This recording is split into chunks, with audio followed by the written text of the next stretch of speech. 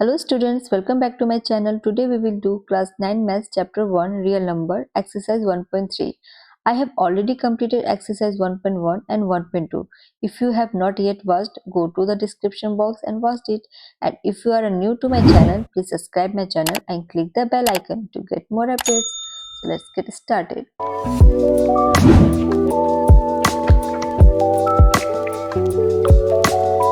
Exercise से पहले हमें दो टर्म समझने होंगे जो हमें बार बार एक्सरसाइज में मिलेंगे. फर्स्ट टर्म है हमारा terminating decimal and the second term है हमारा नॉन टर्मिनेटिंग डेसिमल. अभी टर्मिनेटिंग डेसिमल क्या है?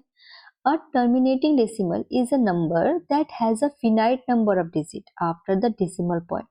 अगर कोई भी फ्रैक्शन फॉर्म में हमारा नंबर है इंटीगर से जो पी बाई क्यू के फॉर्म में है, उसको अगर हम डिवाइड कर रहे हैं तो जो हमारा क्वोटिएंट आ रहा है डेसिमल में आएगा, और डेसिमल में आने के बाद जो हमारा नंबर है वो एक एंड हो जाएगा, एक फिनाइट होगा, एक लिमिटेड होगा, जो पूरे तरीके से हमारा कट जाएगा, पूरा तरीके से डिविजिबल होगा, बट हमारा आंसर डेसिमल पॉइंट में आएगा. ओके. फिर सेकंड पॉइंट क्या बोल रहा है? While the digit after the decimal point can repeat there must be an and.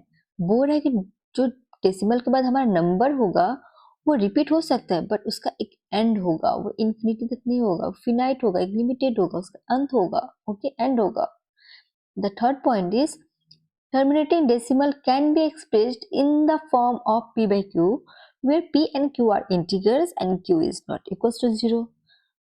क्या बोल रहा है यहाँ पर कि जो टर्मिनेटिंग डेसिमल है उसको हम एक्सप्रेस कर पाएंगे p by q के फॉर्म में, जो इंटीगर्स होगा और q equals to not equals to 0 होगा. क्लियर? फॉर एग्जाम्पल अगर हम लेते हैं 1/4, अगर हम इसको डिवाइड करके देखें 1 डिवाइडेड बाई 4, तो 1 4 से छोटा है तो हम पॉइंट लेके बस 0 लेंगे. तो 4 2 जा 8, कितना रिमेनिंग आया हमारा 2, फिर हमारा 0 आया, 4 5 जा 20. तो हमारा आंसर देखिए यहाँ पर क्या है 0.25.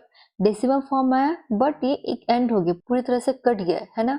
फिर अगर हम नेक्स्ट एग्जाम्पल ले, suppose 3/8.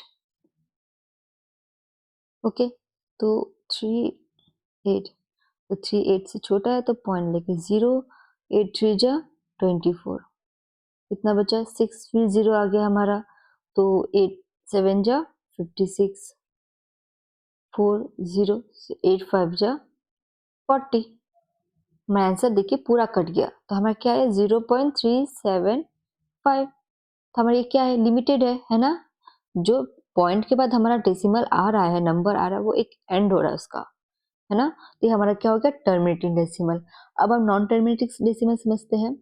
A non-terminating decimal is a decimal number that extends infinitely without repeating or coming to an end. It is represented by digit after the decimal point that continue indefinitely. Okay? यहाँ पर बता रहा है कि अगर हमारा जो भी नंबर है फ्रैक्शन में, उसको जब हम डिवाइड कर रहे हैं तो जो हमारा क्वोटिएंट है वो आफ्टर डेसिमल रिपीट होता जाएगा, उसका अंत नहीं है, बार बार रिपीट होता जाएगा. फॉर एग्जाम्पल 5/3 है, ठीक है. इसको अगर मैं डिवाइड करूँ तो क्या होगा, 5 इधर 3, 5 1 3 1 जा 3, 2.0, 3 6 जा 18, 2 0, 3 6 जा 18. अब ये कभी खत्म होगा, आप करते जाएंगे, आपको 6 6 6 6 6 6 आता रहेगा, तो बार बार रिपीट होते जाएगा, 6 आते रहेगा आपका, है ना, इन्फिनिटली आपका आते रहेगा. तो यहाँ पर क्या होगा, ये हमारा क्या होगा answer, non terminating decimal. First है without division, let's find from the following which number have terminating decimal and write them. Just now हमने क्या सीखा कि डिवीजन मेथड से कि हम वो टर्मिनेटिंग है यानी हम फाइंड आउट कर सकते हैं, बट यहाँ पर बोल रहा है विदाउट डिवीजन. ऐसे सिचुएशन में हम क्या करेंगे, हम देखेंगे कि हमारा जो p बाई क्यू है, q whether it is prime factor of 5 और 2, q जो हो वो 2 और 5 का प्राइम फैक्टर होना चाहिए, या फिर सिर्फ 2 का प्राइम फैक्टर हो या सिर्फ 5 प्राइम फैक्टर हो. अगर तो हम इसे टर्मिनेटिंग डेसिमल बोलेंगे. अगर q का प्राइम फैक्टर 2 एंड 5 है, या फिर सिर्फ 2 है या फिर 5 है, तो हमारा क्या हो गया, टर्मिनेटिंग डेसिमल हो गया. ओके, चलिए फर्स्ट नंबर हम लोग करते हैं. The denominator of 17/80 is 80 and 80 equals to, अब 80 का हम साइड में एलसीएम निकाल लेते हैं। 2 4 जा 8, 2 2 जा 4, 2 10 जा 2, 5 जा, क्या रहा हमारा 2 कितना टाइम रिपीट हो रहा है? 4, 4 मल्टीप्लाई 5। ओके, तो यहाँ पे क्या लिखेंगे? 80 has prime factor of 2 and 5, therefore a terminating decimal number will be found if 17/80 be expressed into decimal। Clear? तो यहाँ पर देखिए हमारा जो 80 का प्राइम फैक्टराइजेशन किया था, हमारा क्या आया? 2 और 5 में आया, तो हमारा ये क्या हो गया? Terminating decimal. अभी हमने समझा था ना कि प्राइम फैक्टराइजेशन अगर 2 हो या फिर सिर्फ 5 हो या फिर 2 या 5 हो तो हमारा ये क्या हो जाएगा number? Terminating decimal. Clear? Second number है हमारा 13/24। पहले हम 24 का एलसीएम निकाल लेते हैं। तो 2 1 जा 2, 2 2 जा 4, 2 6 जा 12, 2 3 जा 6। ओके, तो यहाँ पे हम देख पा रहे हैं कि हमारा 2 भी आ रहा है और 3 भी आ रहा है, तो क्या ये टर्मिनेटिंग डेसिमल है? नहीं, ये टर्मिनेटिंग डेसिमल नहीं है। इसको कैसे लिखेंगे? The denominator of 13/24 is 24 and 24 equals to हमारा 2 कितना टाइम रिपीट हो रहा है? 3 multiply 3। So therefore 24 has a prime factor 3 other than 2।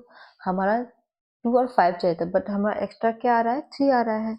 Okay, यहाँ पर क्या होगा next? Therefore the decimal form of 13/24 will not be terminating, it will be recurring। Clear? हमारा टर्मिनेटिंग नहीं होगा, हमारा क्या हो जाएगा? रेकरिंग हो जाएगा। आप वीडियो को पॉज करके आप इसको लिख सकते हैं या फिर स्क्रीनशॉट ले सकते हैं। नेक्स्ट क्वेश्चन है 17/12। हम पहले 12 का प्राइम फैक्टराइज कर लेते हैं। तो 2 6 जा 12, 2 3 जा 6। तो हमारे यहाँ पर क्या आ रहा है? 2 2 एंड 3। हमें क्या चाहिए था टर्मिनेटिंग के लिए? 2 एंड 5। तो क्या ये टर्मिनेटिंग है? नहीं, ये टर्मिनेटिंग नहीं है। ये क्या हो गया? रिकरिंग। तो इसको हम कैसे लिखेंगे? The denominator of 17/12 is 12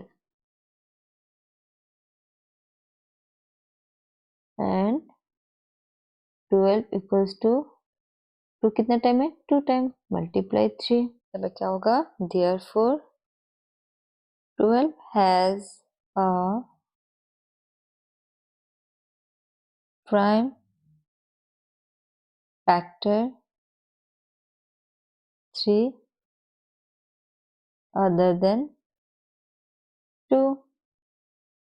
Therefore the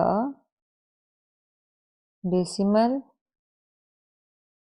form of 17/12 will not be terminating।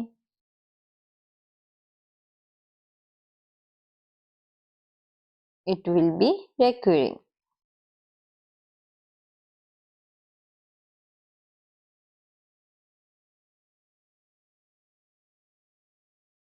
Clear? Next question है 16 by 125. तो 125 का हम प्राइम फैक्टराइजेशन कर लेते हैं. तो 5 2 जा 10, 5 5 जा 25, 5 5 जा 25. तो यहाँ पे क्या होगा, तो हम यहाँ पे देखिए हमें सिर्फ 5 मिल रहा है यहाँ पर, है ना. तो मैंने क्या बोला था, 2 या फिर 5 या फिर ओनली 2 या फिर ओनली 5 होने से हमारा क्या हो जाएगा फ्रैक्शन, टर्मिनेटिंग डेसिमल हो जाएगा. तो ये हमारा क्या हो गया, 16 by 125 टर्मिनेटिंग डेसिमल. उसको कैसे लिखेंगे, the denominator of 16 by 125 is 125 and 125 equals to 5 cube. Therefore, 125 has no prime factor except 5. Therefore, a terminating decimal number will be found if 16 by 125 be expressed into decimal, है ना. तो अगर हम इसको decimal में एक्सप्रेस करेंगे तो हमारा ये क्या हो जाएगा, टर्मिनेटिंग डेसिमल होगा. क्लियर. अब हमारा नेक्स्ट क्वेश्चन है 4 by 35. हम पहले 35 का प्राइम फैक्टराइजेशन कर लेते हैं. क्या होगा, 5 7 जा 35. यहाँ पे क्या लिखेंगे, the denominator of 4 by 35 is 35 and 35 equals to क्या होगा, 5 multiply 7. Therefore, 35 has a prime factor 7 other than 5. अब यहाँ पर क्या आ रहा है, प्राइम फैक्टर 5 and 7, है ना. तो हमने क्या पढ़ा था, 5 और 2 होना चाहिए. तो यहाँ पर तो 5 और 7 है. तो हमारा ये क्या होगा, टर्मिनेटिंग डेसिमल होगा, नहीं होगा हमारा. इसलिए यहाँ पर क्या लिखा है कि 7 other than 5. Okay. Therefore, the decimal form of 4 by 35 will not be terminating.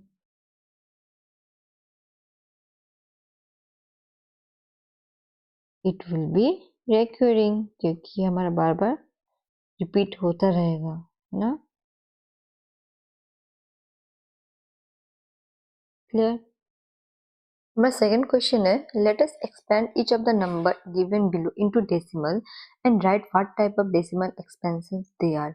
तो हमारा जो यहाँ पर फ्रैक्शन दिया हुआ है उसको हमें डेसिमल में लाना है और हमें बताना है कि यहाँ पर ये किस टाइप का डेसिमल है, रिकरिंग है कि नॉन रिकरिंग है. ओके.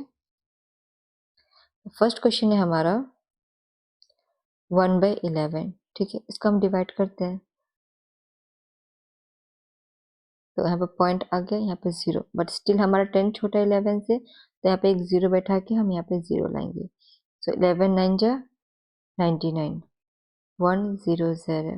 तो हमारा पॉइंट था यहाँ पे क्या आ जाएगा, 0, बट स्टिल यहाँ पर 10 हमारे 11 से छोटा है, तो यहाँ पे 0 बैठा के फिर यहाँ पर 0. 11 9 जा 99, फिर 1 आए. तो यहाँ पे हमें क्या देखने को मिल रहा है, 0.09090 बार बार रिपीट होता जाएगा, है ना. इसको हम कैसे लिखेंगे, 0.09 रिकरिंग डेसिमल. रिकरिंग मतलब ये बार बार जो रिपीट हो रहा है, हमारा कौन सा नंबर बार बार रिपीट हो रहा है, 0 और 9. 0 और 9 के बीच हम ये डॉट दे देंगे जिसको हम रिकरिंग डेसिमल बोलते हैं. इसका मतलब हमारा 0 और 9 बार बार रिपीट होते जा रहा है. ओके. तो ये हमारा नॉन टर्मिनेटिंग डेसिमल। ओके, अब हमारा सेकंड क्वेश्चन है 5/8। ओके, चलो अब इसको डिवाइड करके देखते हैं हम। 5, 8, तो 5 हमारा 8 से छोटा है तो 0.0 है ना। सो 8 6 जा 48, तब हमारा कितना बचा 2 0, 8 2 जा 16, 4 0, 8 5 जा 40। अब पूरा नंबर कट गया है ना, तो हमारा क्या आया 0.625। ये हमारा पूरा कट गया, तो ये हमारा क्या हो गया टर्मिनेटिंग डेसिमल। क्या हो गया हमारा टर्मिनेटिंग डेसिमल। क्लियर, हमने सब पढ़ा था ना कि जो पूरा पूरा कट जाएगा हमारा क्या हो जाएगा टर्मिनेटिंग डेसिमल।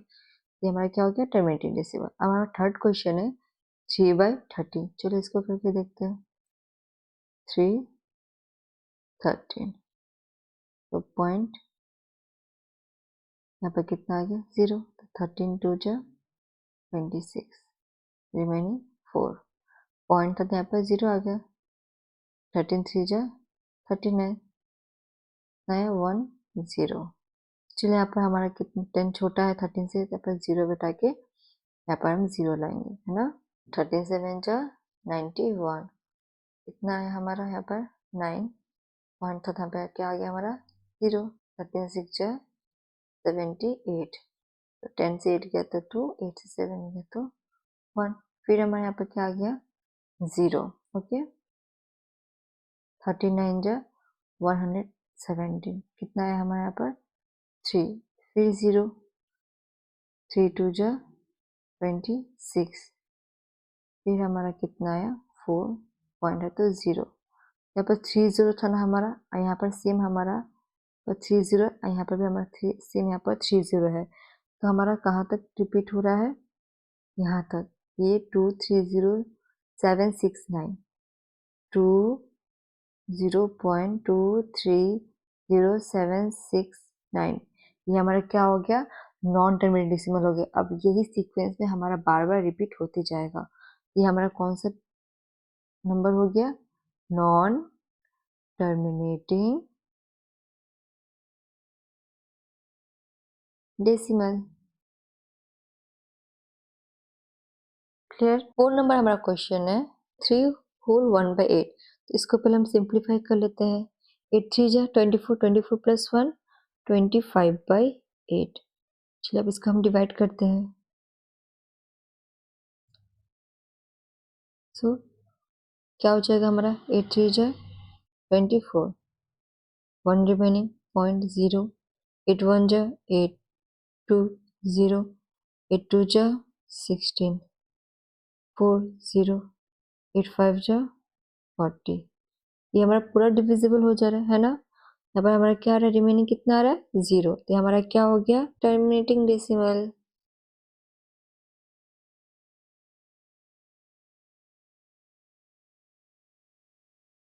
क्लियर। अब हमारा फिफ्थ क्वेश्चन है 2/11। इसको चलिए सॉल्व करते हैं। 2 11, 2 11 से छोटा है तो वो क्या करेंगे 0.0। 11 1 जा 11, कितना बचा 9, फिर पॉइंट था यहाँ पे 0 आ गया। 11 8 जा 88, कितना बचा यहाँ पर 2, फिर 0, यहाँ पर फिर 2 आया, फिर यहाँ पर 2 आया, तो हम यहाँ पर देख पा रहे हैं 0.18, फिर 181 रिपीट हो गया, इसलिए आप यहाँ पर क्या कर देंगे रिकरिंग डेसिमल। ठीक है, तो ये हमारा क्या हो गया नॉन टर्मिनेटिंग डेसिमल।